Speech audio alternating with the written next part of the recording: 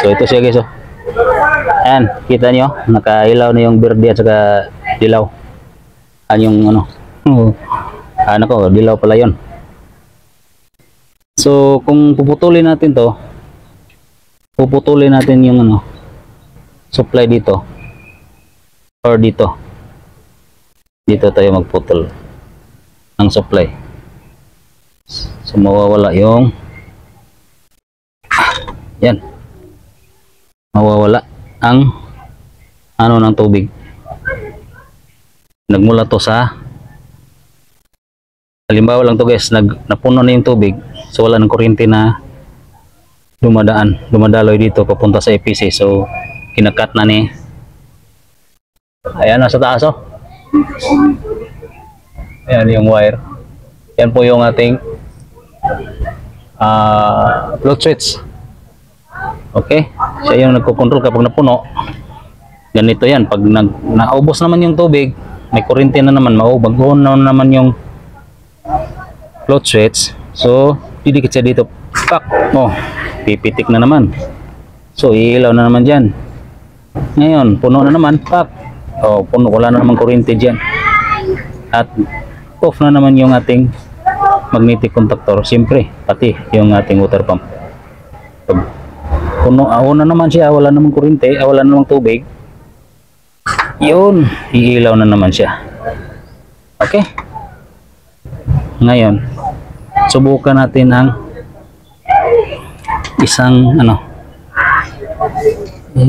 isang device dito kapag ito yung maubusan guys.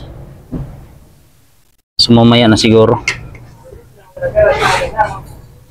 babalik tayo mamaya kapag walang tubig. Ay ganito na lang, tika lang ha. So yun guys, yan, oh. Pag walang tubig na nahigop yung pump, iilaw yung pula. Ayan, ganyan sa ilang seconds, oh yan, namamatay na yung dilaw guys. So ngayon, ibikit natin yun ulit. So hindi na rin siya mag-iilaw guys, kailangan nating i-reset yan. Pindutin natin itong reset. Pindutin natin yung reset. Kailangan kasi long press yan guys eh. Yan, long press natin yan ha. Yung ito. Tika lang. Hirap yung kalagayan natin dito eh. Okay. Okay guys. Long press natin ha. Ito long press. Ito yung reset button.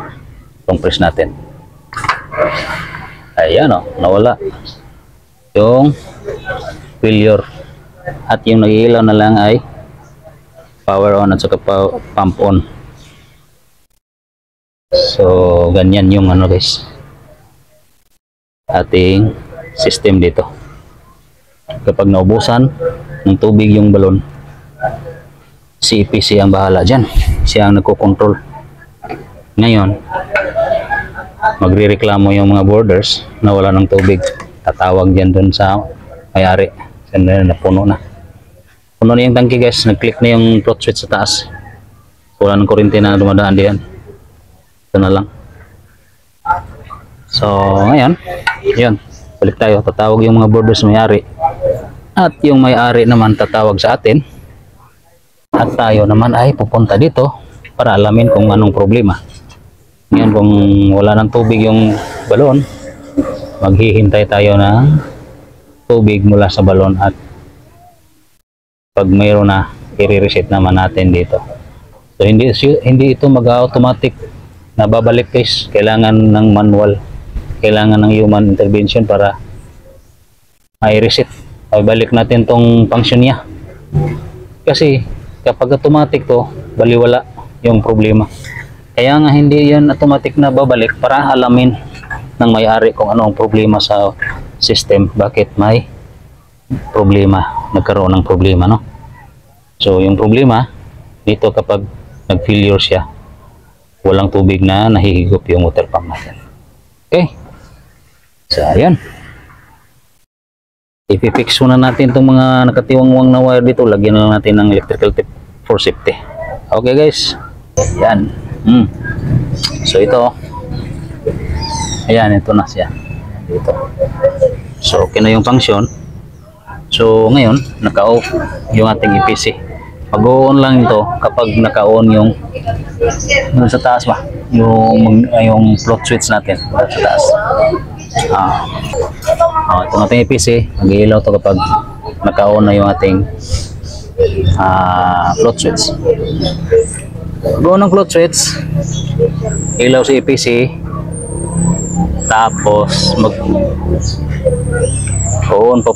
mag-on rin yung ating mag-energize din yung ating magnetic contactor. Yan. So ngayon, dahil okay na dyan, at yun, puno na yung ating water pump. So okay kayo. Ayan.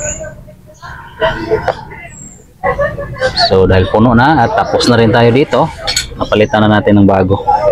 So ayun, nagkamali tayo nung una kasi na lipat yung isang nagkapalit yung terminal doon sa